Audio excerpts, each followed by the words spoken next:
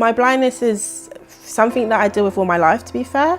I'm also dyslexic. I didn't actually know that I was dyslexic until I went to South Bank, which was quite helpful.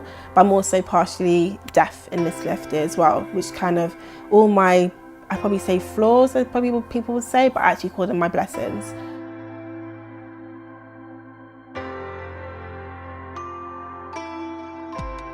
I was born in Kingston, Jamaica, and I had an accident which basically caused me to drop down concrete stairs and basically become blind.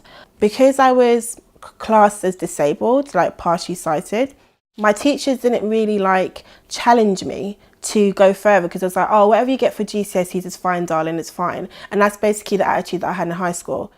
I would say my love of food initially started with my auntie Sandra. I started baking with her since I was 4. But to be fair, my family has a big history of cooking. So my grandma's mum, she had a stall in Jamaica in Kingston, and every Saturday people come down and have her stew peas and her food. So I think that transitioned throughout the generations to kind of get to me, and my passion for food basically started from that history, but also from my aunt and my mum. When I finished college, I went straight into the industry of cooking, so I was chefing for quite a few years. I had no intention of going to university. To be honest, I had no grades to go to university, so that was just like whatever. So after working as a chef, I wanted to do more, but I think I needed to kind of learn nutrition-wise, or just learn more academically. And that's basically when I have to having my son kind of gave me that driving force to really go ahead with my goals and my dreams and just don't stop, basically. I had different stages, or different challenges, I should say, while I was doing LSBU.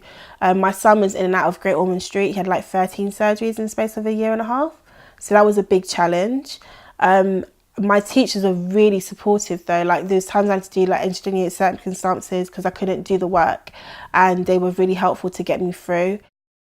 Feed Me Good started over 3 years ago. I wanted to make people healthy, so I did the route by going through weight management. The Princess Trust were amazing. They helped me to set my business up, and they gave me my mentor called Vanessa, who is literally the yin to my yang. I love teaching people about nutrition and food and health in the most simplest forms that it's more relatable. You know, you don't need to be a rocket scientist to understand labeling. I'm going to make it so simple for you. You know, I love cooking with everyone. I feel that food is a way that we don't need to have languages. You know, we can all communicate through food and a love of food. Everyone needs food. Cash flow is the most difficult side of having your own business. Making sure you have enough money to sustain your personal survival budget, money to live off, but also enough money to keep going. That's probably one issue that I'm learning to deal with this year.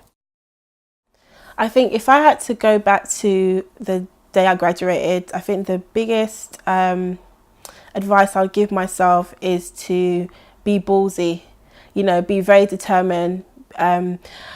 There's a certain type of grit you get as you go through life, and I find when I was in university I was slightly naive with how the world works, even though I had experience already. I find that you have to create your own opportunities. You meet people for a reason, so just, you know, take as much opportunities as you can as well. And I'd also say believe in yourself. That's something that it took me quite a few years to learn, but I'm glad that I've got to that stage that I do now.